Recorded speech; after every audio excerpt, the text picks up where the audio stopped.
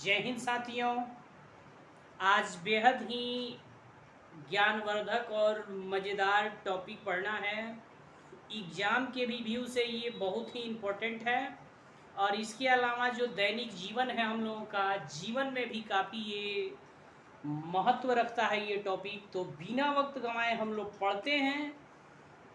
आज का टॉपिक है, जिस टॉपिक को हमने बायो से उठाया है, आज आज का टॉपिक है female reproductive system. Female reproductive system के बारे में हम लोगों को पढ़ना है, यानी कि मादा जनन तंत्र के बारे में पढ़ना है। आप देख सकते हैं इस फिगर में, इस तस्वीर में, कि ये पूरा फीमेल रिप्रोडक्टिव सिस्टम है। ये फीमेल रिप्रोडक्टिव सिस्टम है।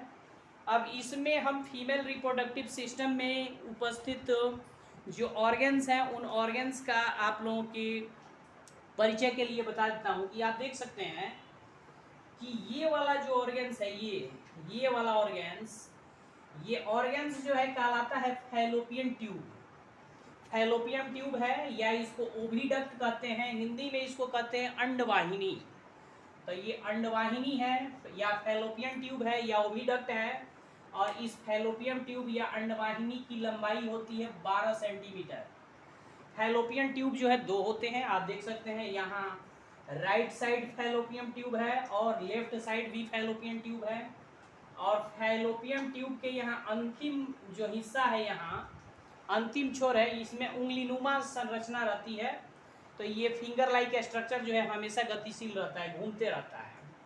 तो यहाँ दो फैलोपियन ट्यूब हो गए। दो फैलोपियन ट्यूब के अलावा आप देख सकते हैं कि यहाँ ये वाला जो ऑर्गन्स है, जो बादाम के आकार का दिख रहा है, बादाम के शेप के जैसा दिख रहा है, तो ये दोनों ऑर्गन्स जो हैं ये कहलाते हैं ओवरी, कहलाते हैं ओवरी, यानी कि अंडाशय कहलाते हैं। अंडाशय या ओवरी है ये। तो ओवरी या अंडाशय के की संख्या दो होती है। और ये ओवरी जो है या अंडाशय, देखिएगा आप देख सकते हैं यहाँ ये वाला जो ऑर्गन्स है, यानी कि ओवरी, और ये रहा यूटेरस।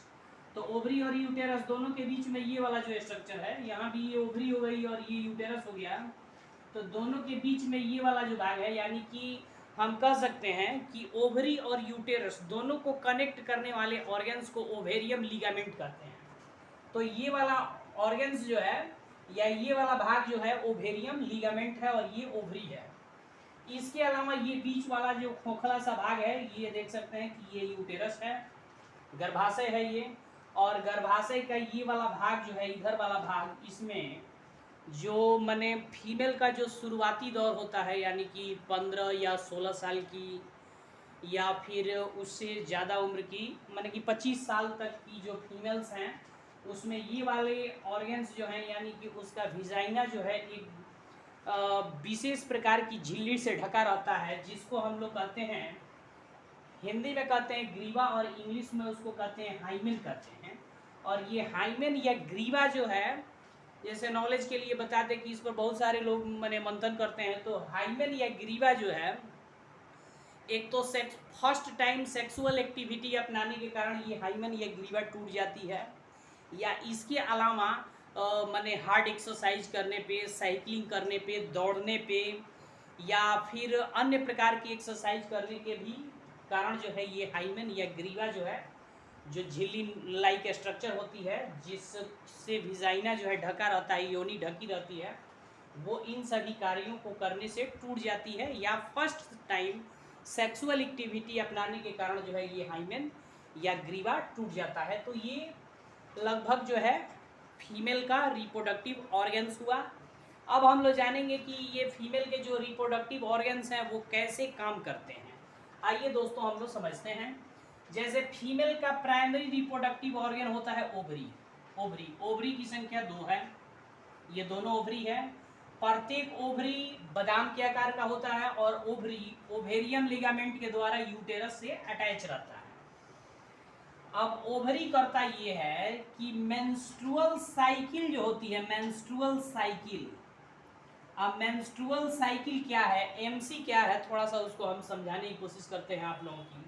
जैसे ओवरी जो है, ओवरी ओवम का निर्माण करता है, अंडाशय जो है अंडा का निर्माण करता है, और इस अंडे को कैच करता है फैलोपियन ट्यूब का ये वाला हिस्सा, अंतिम हिस्सा, इसको कैच करता है। और कैच करने के बाद ये ओवरी होते हुए उसको लेकर के जाता है कहाँ, यूटेरस में लेकर के जाता है। मान लिया जाए कि एक यहाँ पहुँच गया अंडा या ओवम, यहाँ अंडाणु यहाँ पहुँच गए, और पहुँचने के बाद यहाँ जो है ये अंडाणु वेट करते हैं स्पर्म का, स्पर्म का वेट करते हैं। लेकिन स्पर्म न मिलने की स्थिति में यहाँ उपस्थित जो अंडाणु हैं, ये अंडाणु जो है डिस्ट्रॉय होते हैं, टूटते हैं।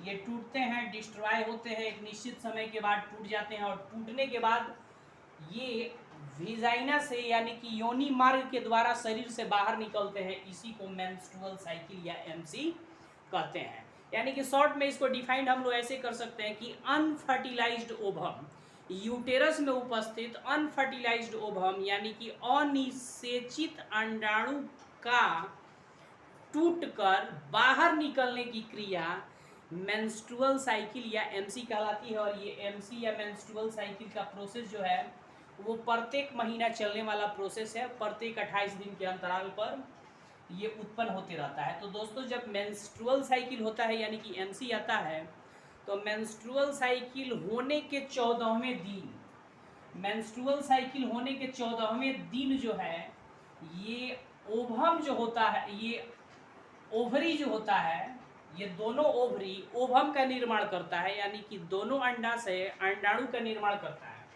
और उस अंडाणु को कैच करता है ये फिंगर लाइक स्ट्रक्चर उसको कैच करता है, और कैच करने के बाद ये ओवरी होते हुए जो है यूटेरस में पहुंचते हैं। और यहाँ 14वें दिन बने और यहाँ पहुंच गए, मान लिया जाए 15वें दिन पहुंच गए यहाँ यूटेरस में, तो 14वें दिन से लेकर के वो माने 22वें 25वें दिन तक स्पर्म का वेट करते हैं। और 22वें 25वें दिन यदि स्पर्म नहीं मिला उसको, तो 26वें 27वें दिन के बीच वो डिस्ट्रॉय होते हैं, टूटते हैं, और टूट करके यूटेरस से बाहर निकल जाते हैं। यहाँ होता ये है कि यूटेरस का एक वो इंटरनल वाल है, अंदर का दीवार है, यूटेरस का अंदर का दीवार। मान लेते हैं कि ये यूटेरस का अंदर का दीवार है, तो यूटेरस के अंदर के दीवार को हम लोग कहते हैं एंडोमेट्रियम, एंडोमेट्रियम कहते हैं। अब ये एंडोमेट्रियम को भी थोड़ा सा तोड़ देते हैं, यानी कि जब ओवम इसमें टूटता है तो एंडोमेट्रियम भी टूटता है, और वो टूट करके जो है यूटेरस से बाहर निकल जाता है, जिसको मेंस्ट्रुअल साइकिल कहते हैं। तो हर महीना जो है ये एंडोमेट्रियम भी टूटता है, जिसके कारण ये तो इन्फेक्शन हो जाता है, इसमें क्षतिग्रस्त ये हो जाता है। लेकिन ऐसा होता नहीं है। ओवरी जो है एक हार्मोन को सेक्रेट करता है, जिस हार्मोन का नाम है FSH, follicle stimulating hormone. FSH नामक हार्मोन को सेक्रेट करता है ओवरी। FSH यानी फॉलिकल स्टिमुलेटिंग हार्मोन जो है सेक्रेट होता है ओवरी से, और ये ओवरी से सेक्रेट होने के बाद फिर से इस यूटेरस के अंदर वाले दीवार को रिपेयर कर देने का कार्य करता है, फिर से उसको मरम्मत कर देता है। तो इस तरह से कार्य होता है। जैसे आप देख सकते हैं कि फैलोपियन ट्यूब की लंबाई जो है 12 सेंटीमीटर होती है, दोनों फैलोपियन ट्यूब की लंबाई 12 सेंटीमीटर होती है। अब हम लोग थोड़ा समझते हैं और आगे। जैसे यूटेरस है, ये यूटेरस अंदर का खोखला भाग है। प्रत्येक फीमेल के यूटेरस की लंबाई जो है 7.5 सेंटीमीटर होती है। प्रत्येक फीमेल के यूटेरस की चौड़ाई 5 सेंटीमीटर होती है, और उसकी मोटाई जो है वो होती है 3.5 सेंटीमीटर। अब दोस्तों हम लोग जानेंगे कि ये माने प्रेगनेंसी जो रहती है तो वो कैसे होता है। जैसे होता ये है कि यहाँ से मेंस्ट्रुअल साइकिल के 14वें दिन ओवरी जो है ओवम का प्रोडक्शन की, और वो फैलोपियन ट्यूब का ये उंगलीनुमा संरचना उसको रिसीव किया और यहाँ तक आई, और इसी क्रम में स्पर्म भी इधर से चला गया। तो स्पर्म और ये ओवम यहीं आपस में जुड़ जाते हैं। तो इसके जुड़ने की क्रिया जो है फर्टिलाइजेशन कहलाती है, निषेचन कहलाती है, और निषेचन यही हो जाता है। यानी कि क्वेश्चन पूछता है कि फीमेल में, ह्यूमन फीमेल में फर्टिलाइजेशन या निषेचन की क्रिया कहाँ होती है, तो बहुत सारे ऑप्शन देते हैं, और ज़्यादा से ज़्यादा लोग माने टिक कर देते हैं यूटेरस में। लेकिन ऐसा नहीं होता है, फैलोपियन ट्यूब में निषेचन की क्रिया होती है। और जब निषेचन की क्रिया हो जाती है तो माने कि 1 सप्ताह के अंदर ये जाइगोट जो है आकर के यूटेरस का जो अंदर वाला दीवार है इंडोमेट्रियम, उस इंडोमेट्रियम से आकर के ऐसे जुड़ जाता है। इस घटना को आरोपण कहते हैं, या इंग्लिश में इम्प्लांटेशन कहते हैं। अब ये जो अंदर की दीवार है इंडोमेट्रियम, एक विशेष प्रकार का दूध सेक्रेट करती है, स्रावित करती है, जिसको यूटेराइन मिल्क कहते हैं।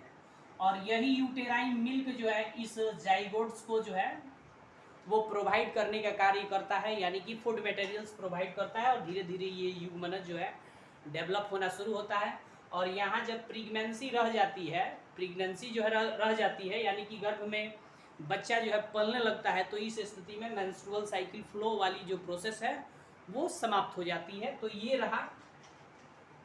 रहा आज का हमारा टॉपिक, बेहद ही शानदार टॉपिक था, हमने उठाया था फीमेल रिप्रोडक्टिव सिस्टम से। उम्मीद है कि आप सबको ये बेहद पसंद आया होगा। आप लोग इसको देख करके नोट्स भी बना सकते हैं। और दोस्तों, हम लोग किसी दिन चर्चा करेंगे इनफर्टिलिटी की, यानी कि बंझापन क्यों उत्पन्न होता है, मेल में और फीमेल में बंझापन उत्पन्न करने के होने के क्या कारण हैं, इसके बारे में हम लोग चर्चा करेंगे। तो दोस्तों, आप लोगों को ये वीडियो, मेरा प्रयास ये पसंद आया होगा, तो प्लीज़ आप सभी मेरे चैनल को सब्सक्राइब कीजिए, लाइक कीजिए, शेयर कीजिए, ताकि जल्दी से जल्द हमारा चैनल जो है वो मोनेटाइज हो जाए, और फिर मैं लाइव क्लास जो है घंटों आप लोगों को दे सकूं यहाँ से। तब तक के लिए मेरा आप सबका धन्यवाद। जय हिंद,